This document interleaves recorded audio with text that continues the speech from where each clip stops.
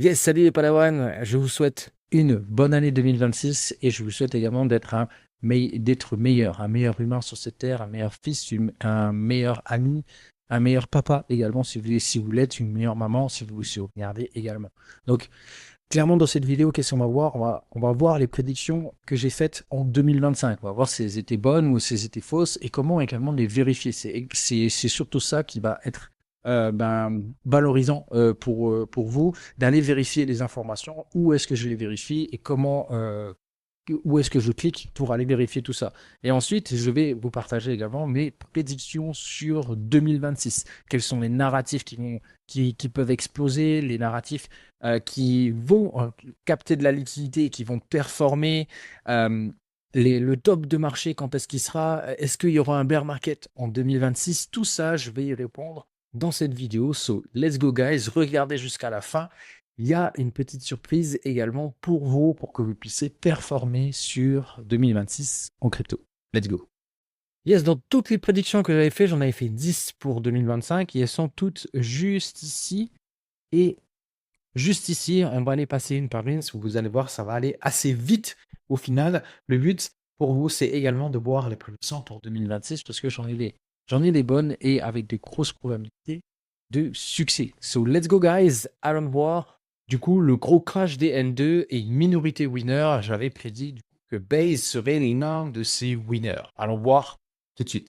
Du coup, je suis sur N2 Bits et effectivement, on voit Base en deuxième, hein, clairement. Donc, je pars du principe que Winner, c'est sur le podium, hein. Donc, on a Base sur le podium aujourd'hui et c'est vraiment puissant parce qu'au final, Base n'existe que depuis 2024. Donc, ça fait à peine 2 ans qu'ils existent et ils ont tout défoncé en termes de TVL, en termes également d'activité sur la blockchain. Ils ont capté énormément de monde. Donc, ils sont deuxième en termes de TDL et largement devant le troisième. Clairement, 2 milliards pour Optimism et 12 milliards pour Base et ensuite 17 milliards pour Arbitrum. Donc, euh, du coup, cette prédiction, ça s'avère être vrai parce que tout simplement, les autres, il y a énormément de L2 qui ont chuté, notamment Derachain, Scroll, tous ces L2 qui n'ont même pas dépassé le milliard.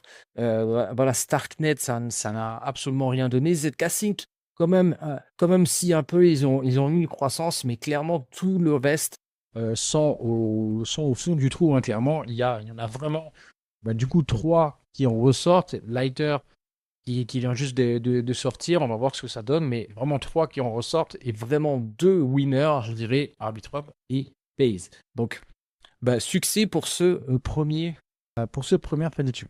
Ensuite, deuxième prédiction, j'avais dit que XRP serait le réseau de transfert de fonds majoritaire et son stablecoin à plus de 10 milliards de dollars. Celle-là s'avère totalement fausse parce que de 1, Ripple n'est toujours pas le réseau de transfert majoritaire jusqu'à présent. Il y a encore énormément de débats au niveau des institutionnels pour utiliser tel ou tel réseau. Il n'a pas capté l'ensemble, enfin du moins la majorité des fonds institutionnels, ce n'est pas le cas et son stablecoin est encore à 1,3 milliard. Donc, loin des 10 milliards. Donc celle-là, je suis complètement dans les choux. Et je suis OK avec ça. Yes, petit aparté, si tu ne me connais pas et que tu me découvres grâce à cette vidéo, moi c'est Twitty, j'ai 31 ans, ça fait 9 ans que j'investis en crypto et j'ai aidé aujourd'hui plus de 3000 investisseurs à être autonomes et rentables.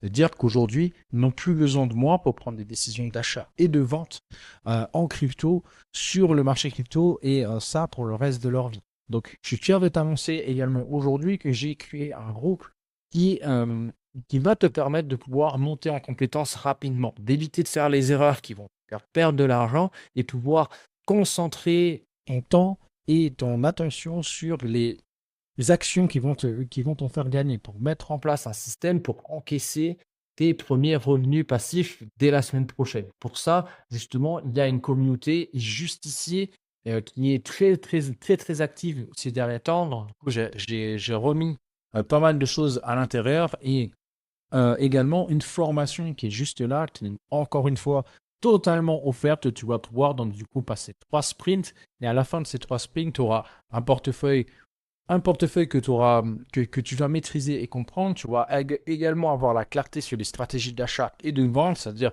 quand est-ce que tu dois acheter, quand est-ce que tu dois prendre des profits, et également ta première nourriture financière pour encaisser tes premiers revenus récurrents dès la semaine prochaine. À partir du moment où tu démarres aujourd'hui, dans les 7 prochains jours, tu pourras encaisser tes premiers revenus. Donc, let's go si tu es intéressé. Le lien est dans la description. C'est totalement gratuit. Tu as juste à me laisser ton email et tu pourras entrer donc, du coup, dans le groupe de Crypto School et tu vas tomber donc, du coup, sur cette page. Je t'invite du coup à regarder cette vidéo et à nous rejoindre. Let's go, on passe à la suite.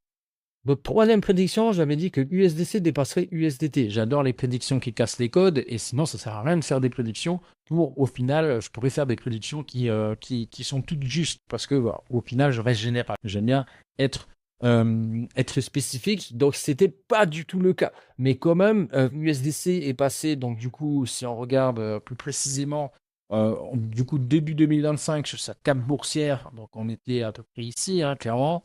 On était à peu près, si je vais être précis, voilà, à peu près là.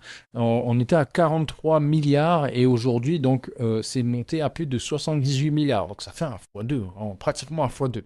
Donc, plutôt intéressant, mais cette prédiction s'avère fausse. Voilà, ça s'avère également fausse. Donc, 1 sur 3 prédictions qui ont été bonnes. Passons maintenant à la suite. Quatrième prédiction que j'avais faite, les narratifs, donc du coup RWA, IA, Dépine et Agent IA seront les grands gagnants de 2025. Ça s'avère également totalement faux parce qu'en fait, on a eu une année 2025 avec des narratifs jetables, hein, clairement. Il y a eu tellement de narratifs, tellement d'objets brillants que les investisseurs ont sauté comme des sauterelles sur les différents narratifs, sur les narratifs Agent IA, il y avait eu quoi aussi? Il y avait eu pas mal de narratifs. Chaque mois, il y a eu un thème de narratif qui a fait que les investisseurs ont sauté sur le prochain sans avoir laissé le temps de construire celui d'avant. Donc clairement, le grand gagnant de 2025, selon moi, c'est pas selon moi, c'est des chiffres en soi, c'est bien sûr les meme coins. Donc les meme coins ont vraiment drainé énormément de cash, mais également ont drainé énormément d'utilisateurs sur le marché crypto. Donc on va dire que c'est plutôt une bonne chose, mais en termes de rétention, il y a très peu de ces utilisateurs qui sont venus en acheter des meme coins, qui sont restés au final parce que la plupart ont perdu beaucoup d'argent. Donc, il y a également le narratif des stablecoins qui ont vraiment, vraiment performé et c'est clairement une chose qui n'a pas été envisagée dans l'espace, dans la cryptosphère. Mais aujourd'hui, on se rend compte que les stablecoins est un produit qui fonctionne et que les institutionnels, et même dans la vie de tous les jours, on pourrait l'utiliser parce que ça coûte moins cher, c'est plus rapide qu'au final, les systèmes de paiement comme on a aujourd'hui, genre Visa, Mastercard et également Swift. Donc, c'est un produit qui a vraiment bien fonctionné sur 2025. Donc, cinquième prédiction, donc BTC à 250K et ETH à 10K. Totalement également faux. Et j'avais laissé des exemptions, c'est-à-dire s'il n'y a pas de guerre et si, du coup, Trump applique la loi qu'il avait dit. Il avait dit qu'il allait appliquer en 2025, mais du coup, il a retardé en 2026 et là, potentiellement, il pourrait le retarder en 2027. Donc, clairement, je ne vais pas dire que c'est... Dans tous les cas, la prédiction est pas bonne, mais il y a eu les exemptions, donc il y a eu la guerre en Israël et Trump n'a pas appliqué toutes les choses qu'il avait dites et donc du coup, ça ne remplit pas les conditions, donc c'est pas grave, on va quand même mettre du coup une grosse croix sur cette prédiction. Donc pour l'instant, il y en a 1 sur 5, hein, clairement, qui est bonne. Sixième prédiction, du coup, j'avais prédit donc du coup un bear market entre septembre et octobre. En soi, c'était pas un bear market. Donc là, aujourd'hui, je considère ça, c'est pas un bear market. Pourquoi? Tout simplement, pour que ce soit un bear market, il faut que ça casse ce plus bas là. Et là, on va déterminer que oui, c'est un bear market. Mais là, pour l'instant, du coup, on n'a pas du tout de bear market. Mais par contre, on a une grosse baisse entre septembre et octobre. Donc, à partir d'octobre, le 5 octobre, on a eu la grosse descente qui a bien corrigé, qui nous a donné donc, du coup des opportunités d'achat. Donc, en soi, Pas de bear market, mais la période la période était bonne. Donc, en soi, je mettrai quand même, donc du coup, une croix parce que là, ce n'était pas un bear market. Et je pense, dans tous les cas, que le marché crypto n'a toujours pas donné ce qu'il a à donner. Il y a énormément de choses qui doivent être faites avant, justement, enfin, pour catalyser la liquidité, notamment le turnover de la dette US. Donc, c'est-à-dire en février-mars, il va y avoir un turnover de la dette US à 30 ans. Donc ça va vraiment être un catalyseur parce que tout simplement, la dette US, il va falloir qu'ils impriment. Et donc, du coup, cette impression monétaire va en général, c'est pas en général, c'est à chaque fois, ça s'est retrouvé donc, du coup, sur les marchés pour aller générer du cash sur des actifs qui sont à risque. Notamment, donc, du coup, une partie sur des cryptos. Donc, j'ai mis une croix quand même. Donc, pour l'instant, 1 sur 6, vraiment de bonnes. Donc, je suis pas très bon sur les prédictions, mais ça me plaît de faire ça parce que ça challenge ma vision, ça challenge également ma façon de voir les choses et mon timing dans les choses. Parce qu'au final, les prédictions que j'ai faites, je suis sûr et certain que ce sera le cas dans les années à venir. C'est juste que du coup, je suis beaucoup trop tôt, je pense, notamment sur USDC, sur les narratifs gagnants.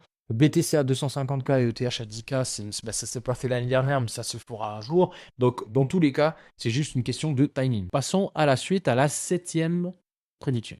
7e prédiction, du coup, j'avais dit que les ETF, du coup, XRP, SOL, LINK et AAV seront de sortie. Donc, du coup, il y a eu l'ETF XRP, il y a eu l'ETF Solana également. Donc, l'ETF LINK est sorti juste hier, mais bon, du coup, 2026, et l'ETF AAV, je pense, en tout cas, qu'il ne tardera pas trop parce que Bitwise a déposé déjà pas mal d'ETF et on va voir ça dans les prédictions de 2026. Mais en gros, j'ai eu bon sur XRP, j'ai eu bon sur Solana, j'ai eu bon.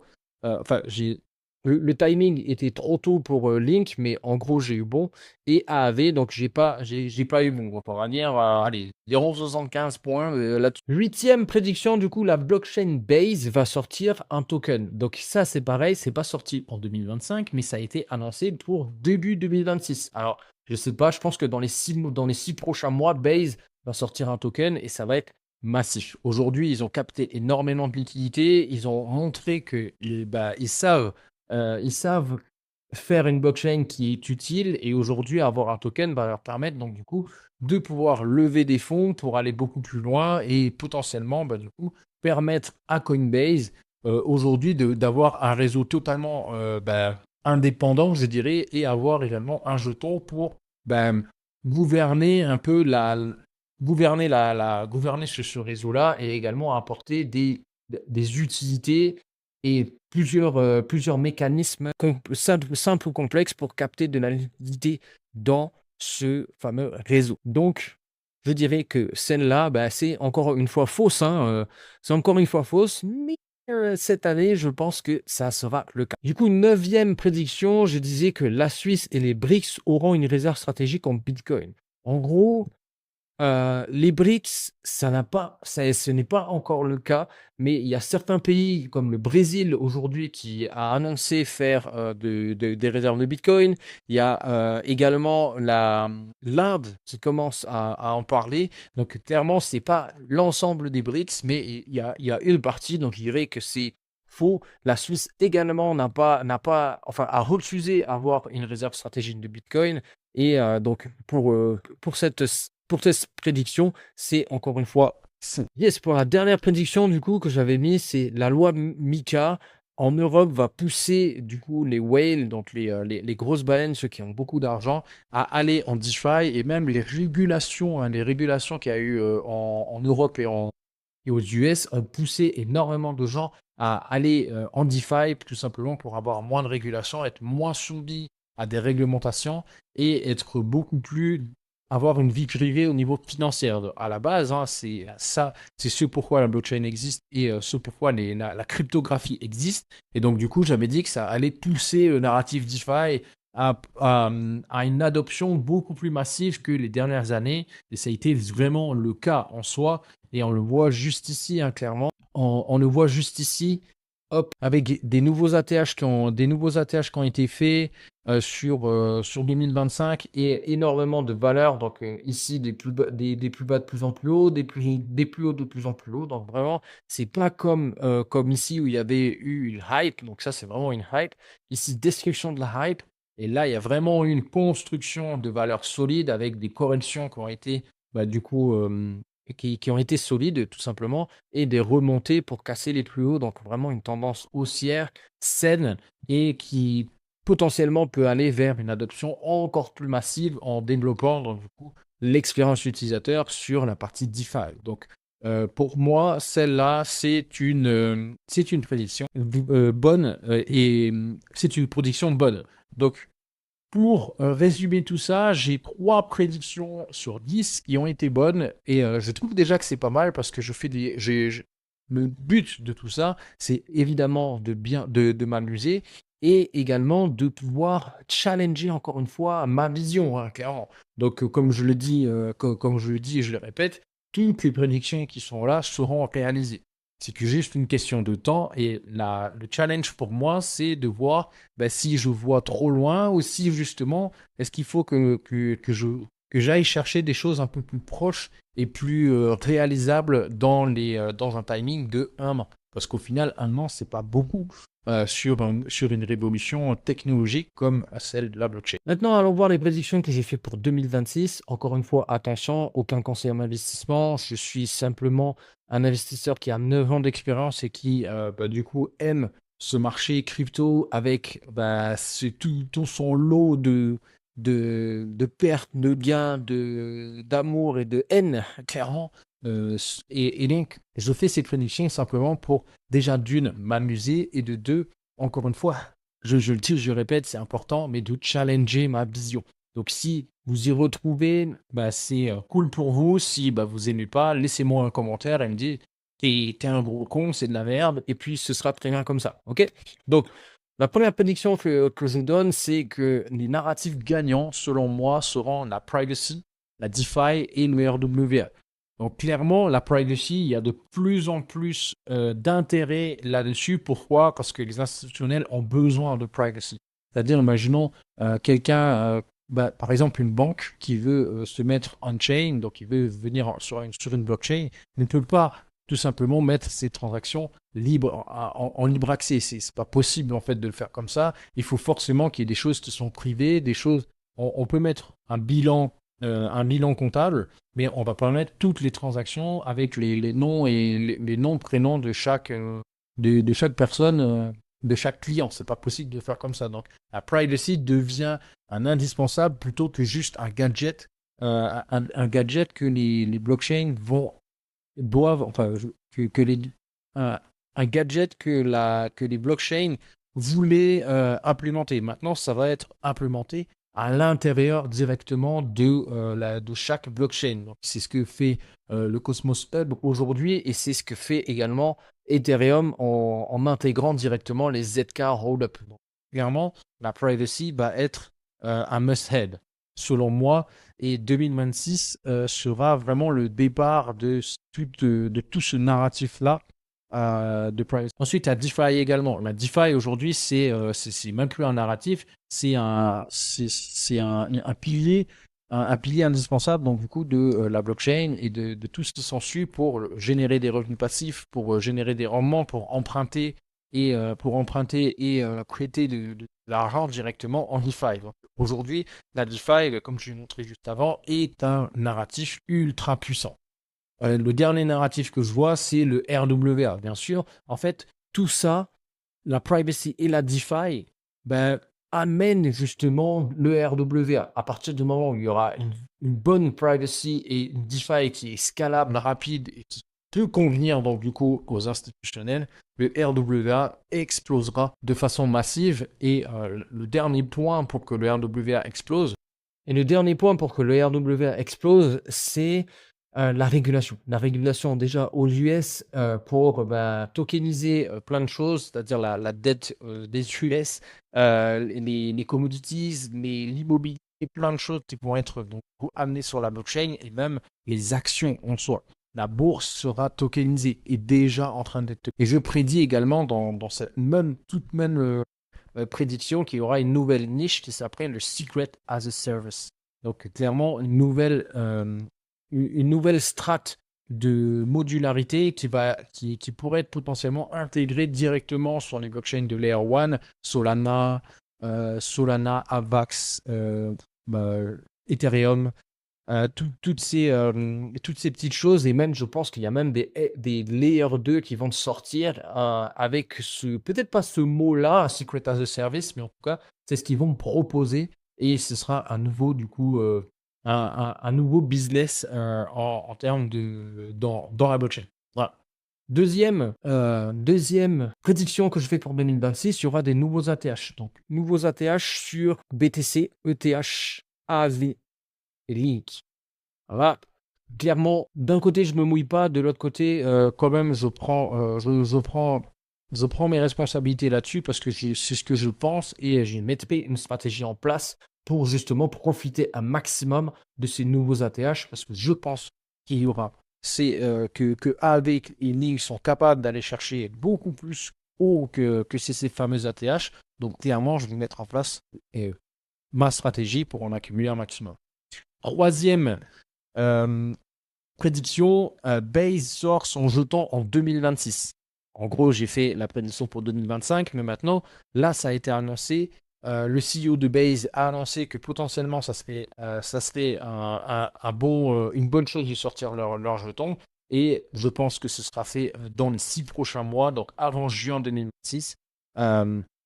Donc, ouais, avant juin 2026, et ce sera vraiment pas mal. Et en tout cas, moi, c'est une des choses que je vais vraiment surveiller, et je serai l'un des premiers à me positionner sur ce fameux jeton. Quatrième prédiction, les ETF. Du coup, il y a des nouveaux ETF qui vont sortir. Donc, celui d'AAV, j'avais déjà prédit ça pour 2025. Ce n'était pas le cas, et je pense que ça peut arriver dans le mois à venir, donc en janvier, voire février. Ensuite, l'ETF UNI, l'ETF NIR et l'ETF TAO. Donc, ces quatre cryptos qui peuvent avoir leur propre ETF serait juste incroyable. Et moi, j'ai beaucoup d'UNI également, et j'ai beaucoup d'attentes sur ce projet-là parce qu'ils sont en train de changer fondamentalement l'économie du jeton Uniswap et également la plateforme d'utilisation et d'expérience utilisateur qu'il y a derrière sur Uniswap. Cinquième prédiction, top de marché à Q3 2026. Alors, bien sûr, j'ai prédit des nouveaux ATH, et donc du coup, quand est-ce que ce sera ces nouveaux ATH? Je pense, donc du coup, Q3 2026, donc pareil, septembre, octobre à peu près. On verra ce que ça donne. Donc, entre septembre, je donne un peu ce même truc, septembre-octobre 2026. Sixième prédiction, le Japon va accepter BTC comme monnaie. Alors ça, c'est... Le Japon, en ce moment, ils sont pas très bien. Financièrement, ils sont une crawl sous les dettes, et ils ne sont pas capables avec les revenus qu'ils génèrent dans le pays, ils ne sont pas capables, du coup, de pouvoir pallier à cette dette. Et donc, du coup, je pense que l'intégration de Bitcoin comme monnaie de réserve ou simplement comme monnaie nationale, je dirais, pourrait être une bonne chose pour eux, et c'est en discussion déjà actuellement. Donc, je pense que ça pourrait être accepté cette année, en 2026. À voir comment ça va se passer. Septième, du coup, prédiction, le business model revenu sharing, c'est-à-dire le partage de revenus, sera le critère qui va catalyser et faire pumper les jetons. Aujourd'hui, on a vu que les promesses futures sur tel crypto va faire ça, tu vas voir, ça va être le cas dans les 5 prochaines années. Le marché maintenant est fatigué. Vraiment, il est fatigué. Il y en a énormément de gens qui sont sortis du marché parce qu'ils en ont marre des promesses futures et ils veulent des choses actuelles. Donc, ce business model est actuellement l'un des meilleurs business models qui existent même dans la vie, dans la vie en général, et il est amené donc sur la blockchain, et il est encore plus optimisé que dans la vie, je dirais, réelle. Donc sur la partie revenu sharing va permettre donc aux jetons, va permettre aux utilisateurs et aux détenteurs des jetons d'avoir un intérêt à garder les jetons et pas simplement le valoriser pour le vendre en totalité. Donc ce sera vraiment, selon moi, un catalyseur et les gros joueurs du moins regarderont si ils font ou si tel ou tel crypto font du revenue sharing. Et si c'est le cas, ce sera vraiment un critère de choix pour sélectionner et accumuler tel ou tel crypto. Voilà, c'est ce que je pense. Donc voici mes 7 prédictions pour 2026 et j'espère en tout cas que la majorité peut se réaliser et on verra donc du coup en 2027 pour faire le bilan de 2026 et j'espère que donc, vous avez aimé cette vidéo. Si c'est le cas, mettez-moi un like et partagez également cette vidéo à un maximum de personnes pour qu'ils voient également les prédictions, enfin du coup ce que je vois pour 2026 et merci à vous dans tous les cas et on se donne rendez-vous du coup en 2027 pour faire le bilan. Allez, ciao ciao.